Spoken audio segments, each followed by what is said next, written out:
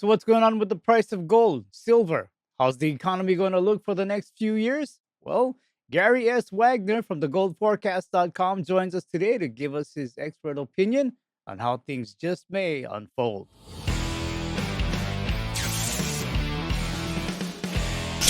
Hello again, everyone, and welcome to another edition of Silver Bullion Television, SBTV. I'm your host, Patrick Vierra, part of the outreach team of Silver Bullion here in Singapore, where we want to help you truly secure your wealth. Gary S. Wagner, executive producer of the goldforecast.com, joins us today. The Gold Forecast is a popular video daily newsletter covering precious metals. Part of the daily newsletter is built on Gary's expertise and experience being a technical market analyst for some 35 years plus. And we're delighted to have Gary join us once again today. It's time to saddle up and silver up for Gary Wagner. Gary, welcome back to SBTV. How are you doing? I'm doing great. It is great to be back and reconnect with you guys. Glad to have you back. It's really been a while. I should be getting you back on more often. Apologies for that, but glad you're here. Gary, gold, it's been running pretty well all year, and now we see a significant pullback. What's your assessment? Because we hear people say it's a new president. We hear people say it's the Fed continuing to lower rates. What do you think it is for this pullback in precious metals? Well, we saw gold run to a high of 2,800 and then pull back. The reasons I believe it's pulled back are the first 2 points you mentioned, and I'll elaborate in a second. And thirdly, dollar strength. Interestingly enough, during the run-up, both the dollar and gold were moving higher in tandem, a rare occurrence. But specifically with gold, a lot of that baked-in premium was in regards to the presidential election outcome. And what I mean by that is the key was whether or not there would be a decisive winner and whether or not the candidate that lost would contest the election. Trump won. Obviously, the other side didn't contest it. In other words, a peaceful transfer of power. So what we witnessed right after the election and a little bit before was the premium of uncertainty about the election outcome in the United States, because it has such a huge global impact, virtually erode over since the election itself, which was less than 2 weeks ago. So we've seen gold come down from about 2,800. It's now below 2,600. And that is a combination of dollar strength and that uncertainty factor of the outcome of the election coming out of the premium for gold. I think dollar strength is kind of surprising because we've been hearing for so long, de-dollarization, countries wanting to get away from the dollar, inflation chipping away at purchasing power. So that dollar strength, in your opinion, how or why are we seeing it getting stronger? The first thing I've got to say is we're hearing the same stories and narrative here. BRICS, all kinds of things that people anticipated might weaken the dollar. But the truth is the dollar continues to rise. And the most viable explanation is supply and demand and the strength of the dollar remaining inherent as the global currency of business and trade. Because whatever people are saying about what the dollar should do, we have to look at what it is doing. It's moved back to a high on the index above 107. It has really been strong, considering that recently the index was right around 100. In other words, the dollar has increased about 6% when weighted against the basket of currencies, I think 6 or 7 currencies that make up the dollar index. So whatever narrative is out there, the real price or value of the dollar is absolutely the bottom line. The cost doesn't lie. The dollar's value is absolute in that regardless of what the narratives of naysayers about the dollar has been, it continues to be the go-to currency, first of all.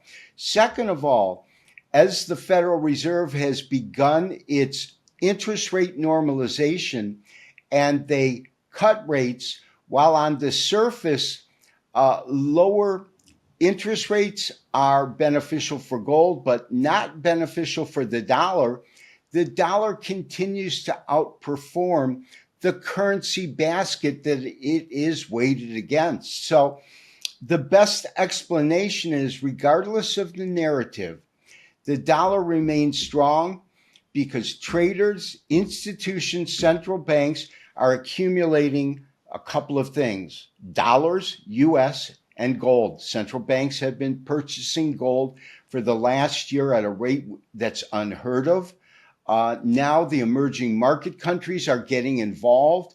China paused, but I believe that they're back into gold accumulation. And so when we look at the relative costs of whether it's silver, gold, relative cost, or value of a currency, the values speak for themselves.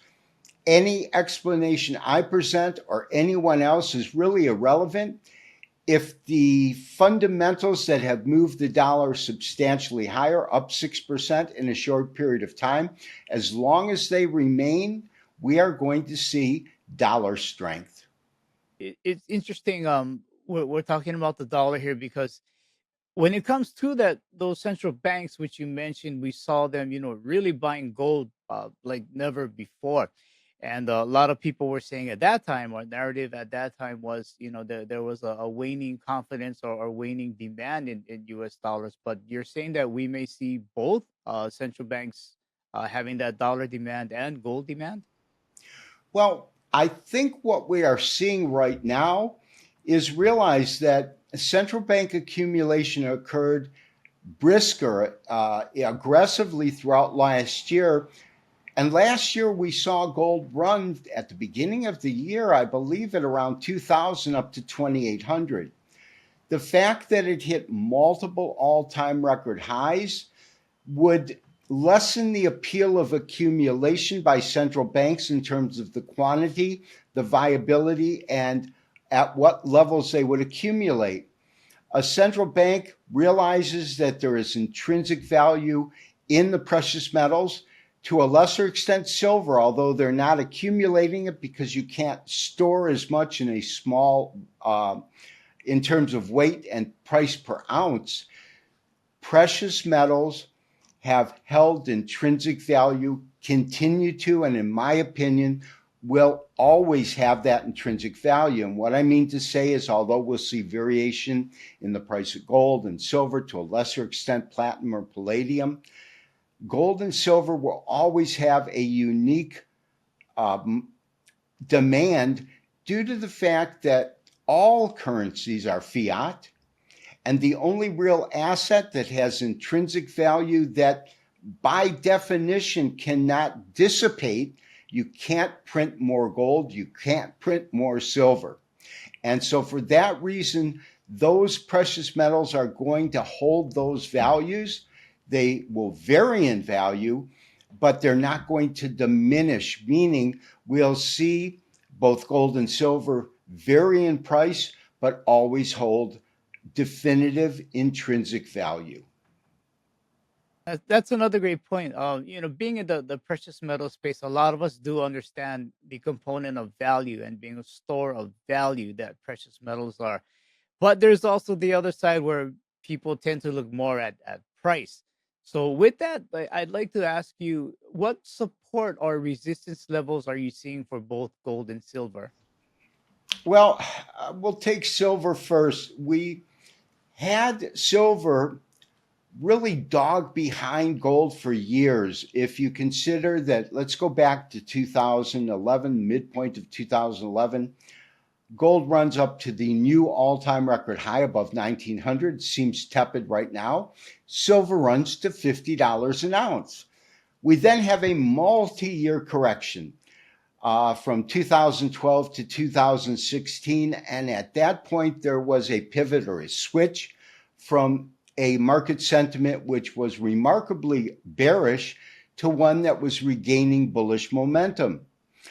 When we saw gold and silver move up, they moved up in tandem, but there was a disconnect because whereas this year and to some degree last year, we saw gold trade to multiple all-time record highs, silver lagged behind gold.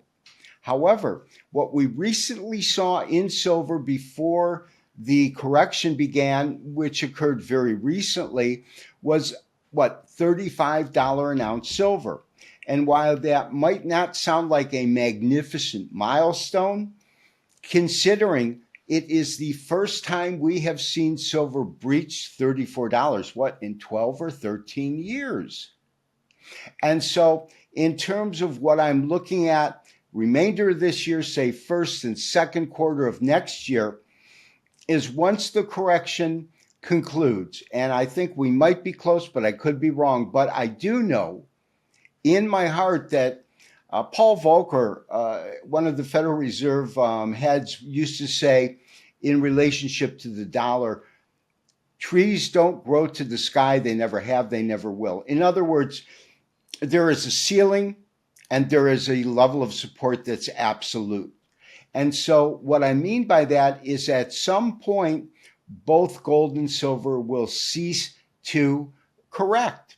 And at that point, we'll enter another momentum of a bullish price advance. And whatever level that's at, I think that we will, in silver, retest 35. And I believe at some point next year go as high as $40 to $42. I would like to say 50, but my technical studies indicate that we first have to hit that milestone first. In regards to gold, we know where absolute resistance is. It's the recent all-time record high at 2,800. In terms of support, there was, I should say, the potential for support at 2,600. However, it's broken through there, and I believe the 61.8% Fibonacci retracement of the entirety of this rally, which is about 2,300 to 2,800.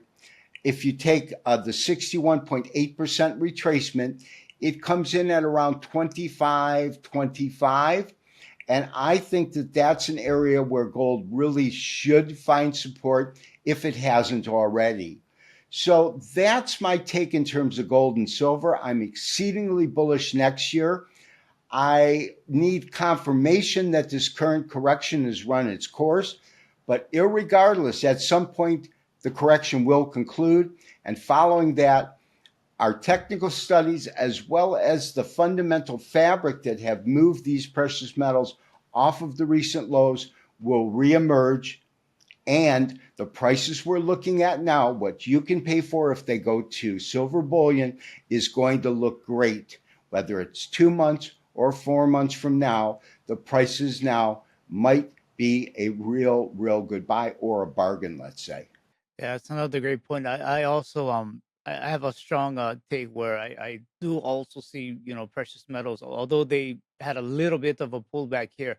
Uh, the trend, or really where they want to go, is up. I mean, gold has been knocking on that door for quite a long time. It broke through to hit new all-time highs, and as you said, silver was starting to come into that, standing on that welcome mat and starting to knock on that door as well. So I think that's a great point.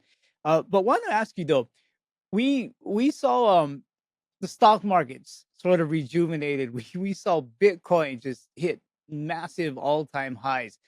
And then we saw precious metals, of course, pull back a bit. Why do you think the markets or even Bitcoin really got the love, and then precious metals, kind of stalled a bit? I think there's a very simple explanation. Whether it pans out to be correct, time will tell.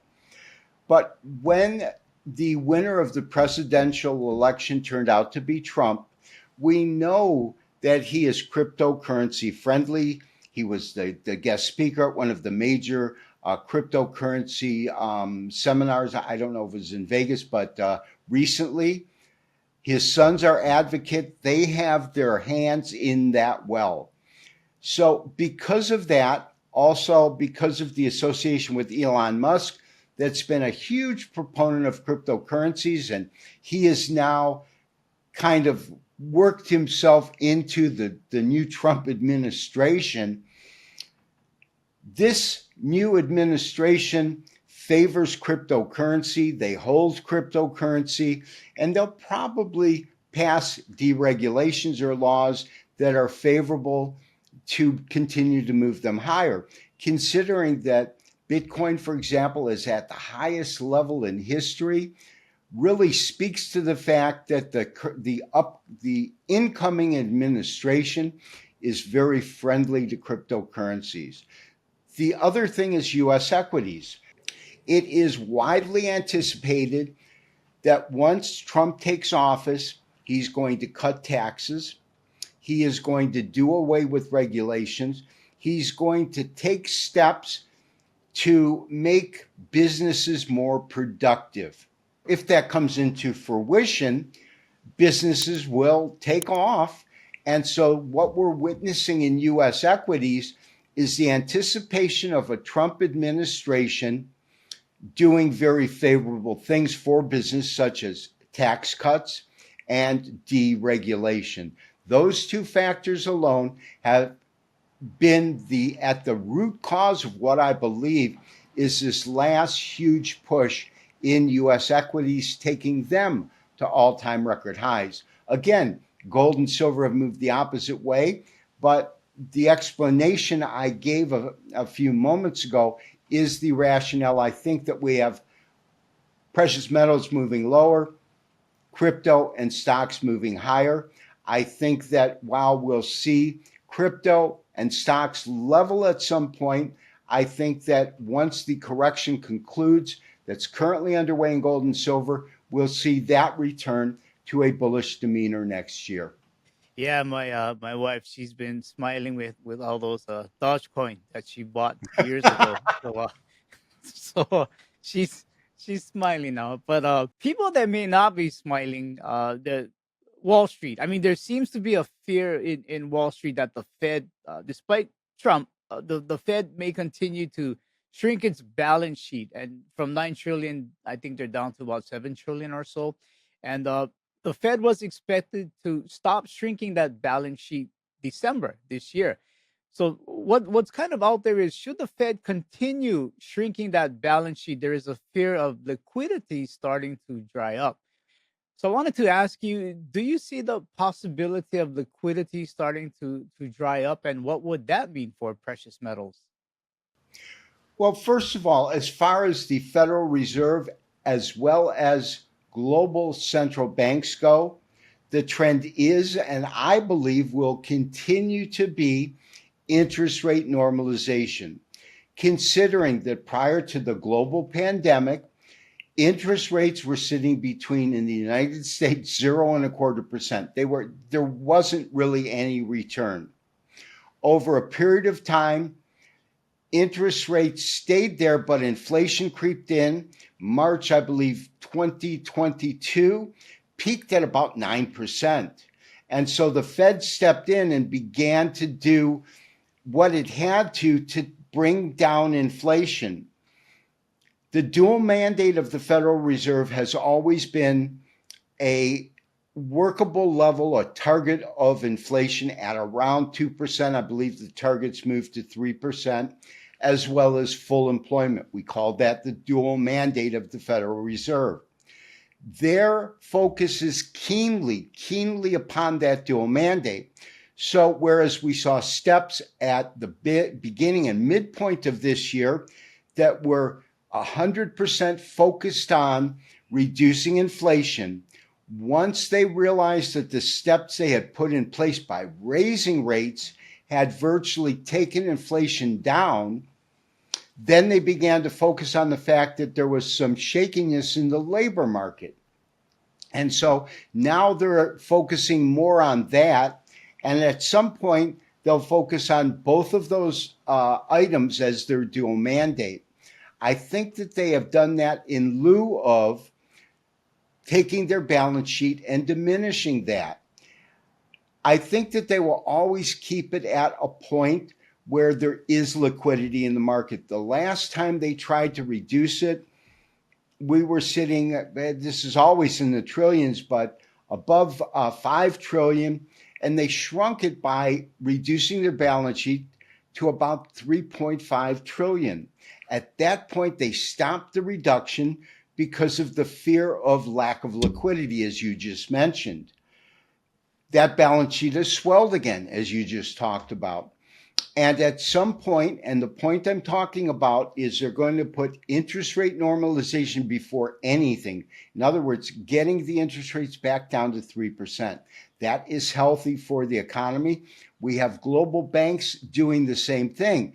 They know that to keep all 8 cylinders running on the economy, whether it's the US, the Eurozone, Asia, you have to have interest rates at a low enough level where the cost of capital is inexpensive enough for it to make sense for business expansion. And so that's what we see central banks focusing on.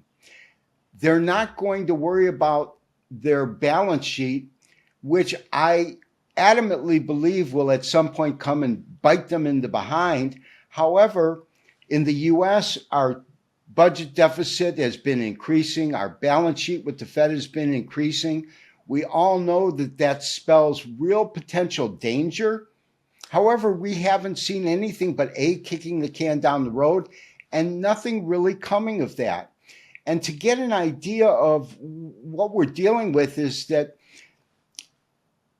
almost all economies except the Swiss economy is working on Keynesian economics, which is simply the belief that when your economy begins to contract and you want to avoid a recession, what do? You print more money, you build the money supply, and that revitalizes the economy. The Swiss have always believed that if you get near a recession, you bite down, you take the bull by the horns, you let the economy suffer and let it level off. That's the one economy globally that tends to differ from the rest of the world. That whole idea of Keynesian economics, printing money, fiat currency, is relatively new when you look historically through time. It really started at the end of World War II as America and the rest of the world rebuilt these devastated cities and economies that were the outcome of a global conflict. What I'm trying to say is it's an experiment, and although many of us believe that that would bite us, it hasn't yet. And so I don't have a clear answer, but I do believe that we're clear about why we've gotten to this point. We are clear about the fact that it really hasn't come back to challenge things. In other words, fiat currencies remain the only method of the balance of trade, trade of goods, all of those things. And so, oddly enough, we haven't seen that doomsday scenario that the doomsday people talk about, which is the collapse of economies because of fiat currencies. Up till now, this experiment with Keynesian economics, in other words, print until you can't, has worked, and it hasn't caused catastrophic damage. At some point, I believe it must, but the fact is, just like dollar strength, it hasn't. So I can tell you what I believe, but I have to state what I see, which is countries continue to print, economies continue to thrive. How long that will last is a question that I don't believe any economist can answer. It's perplexing, but it is what is, and they'll continue to do it until it hurts and devastates an economy by hyperinflation or something like that. Well, I guess you kind of you kind of sort of answered my next question, because I was going to ask you, how do you, or where do you see the economy going, considering, as mentioned, we talked about things like de-dollarization, job market getting a bit soft, um inflation still kind of sticking around, and if people are still able to handle their mortgage payments, cost of living. So yeah, I was going to kind of ask you there, Where do you see the economy going? I mean, if you had a needle, is it pointing to better times, or is it pointing to times that we should be maybe buckling down a bit? Well, there is a caveat to what has happened and what we're witnessing. Inflation peaked at 9.1% in the US. It was high everywhere globally. The Fed brought it down. The European Central Bank brought it down. We're now sitting at just over 2% and 3% in core, which the core CPI came out just recently. The thing about inflation that is going to be troublesome is that because inflation is not going up as fast as it did, I don't see any prices being reduced. In other words, in the United States, milk rose. I shop at the wholesale outlets where I can get milk at $5 a gallon. But if you go into a supermarket, it's $9 a gallon. That's a huge cost compared to what it was 5, 10, or 20 years ago. My point is that just because the Fed or any central bank says inflation is under control, it still is going to stick with us. So what's the answer to that? Wages have to come up to match that, and that is really the definition of a dog chasing its tail. So that's what we have to be on the lookout. Although inflation is much more manageable, when I start seeing, for example, milk or bread, really the cost of food and essential items, energy, beginning to diminish, I will have a sigh of relief. Until then, that's going to be our challenge, is that the only way to deal with the essential needs globally is that the costs that we paid for inflationary pressures, even though they're reduced, they're still going up in the US in terms of core inflation, which is everything less energy and food costs, is 3%. So it's still costing more all the time. It's just not costing as much as it used to. And that's something that will be troublesome, because the only solution to that, because you're not going to see prices go down, is to have wages catch up to the real cost of essentials for citizens globally. And that's the caveat we need to be aware of.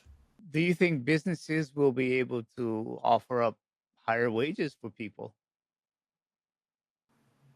To a degree, they're going to fight like heck to keep them as low as long as possible. But when push comes to shove, look at Boeing in the United States. They've been fighting, and right now they're fighting over whether or not they're going to give them a 30% wage increase over the next 5 years.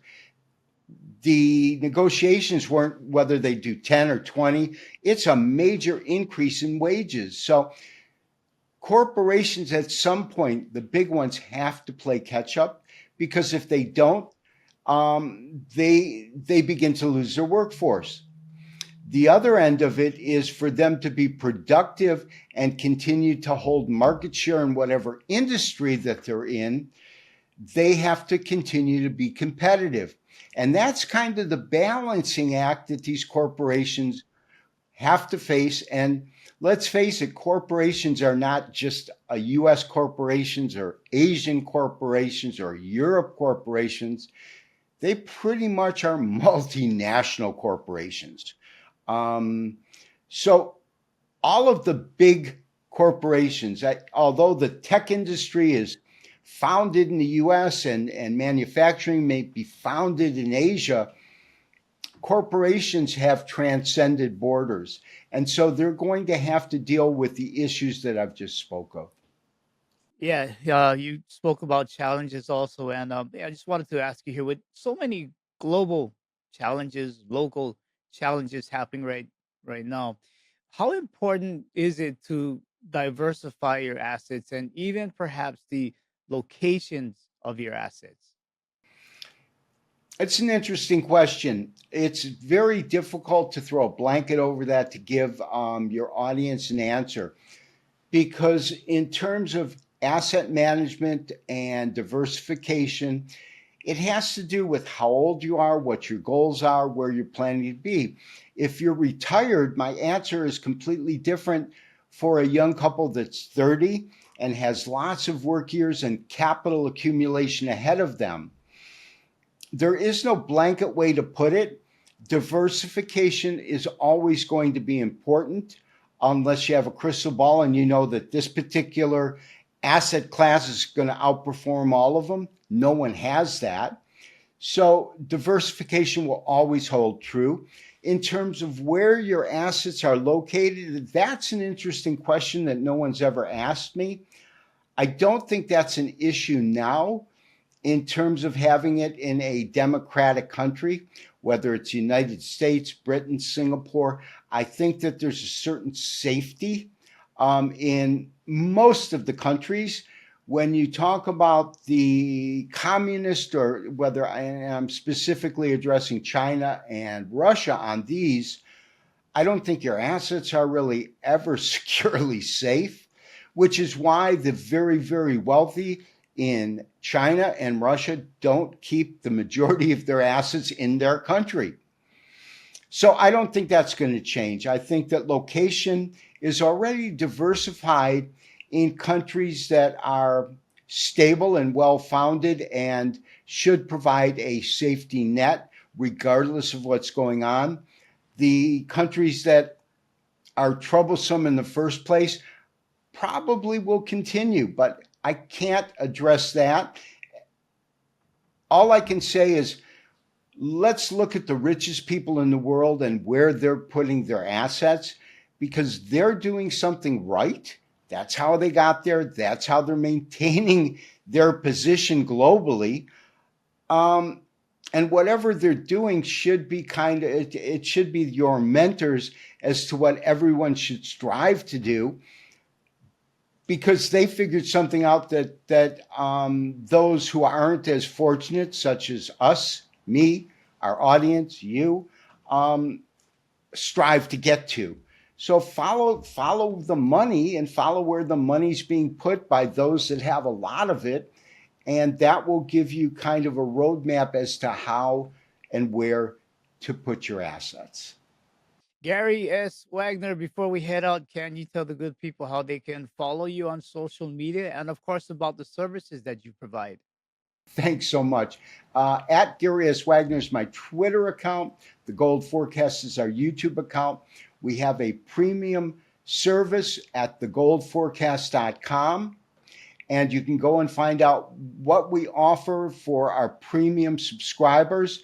I do want to offer your viewers the opportunity for a short time, let's say the next 48 hours, or let's say next week. If they do want to try our premium service, if they put KITCO, KITCO, in the coupon code when they sign up, they'll get 30% off. And the best way to find out more about us is look at our website, thegoldforecast.com. If you think that you'll gain value by becoming a premium member, try us out, and that's a way to get a really good discount if you do. Thank you for sharing your wisdom and aloha with us being in Hawaii, and I hope we can do this again soon. Aloha, and it was great to reconnect. Let's do this more often. That was Gary S. Wagner sharing his views on the economy and precious metals. Follow Gary and see more of his views. Please visit his website, www.thegoldforecast.com. If you like this video, please do consider subscribing, giving us a thumbs up, and sharing. All are greatly appreciated. Audio-only versions of this interview can be found on iTunes and Spotify.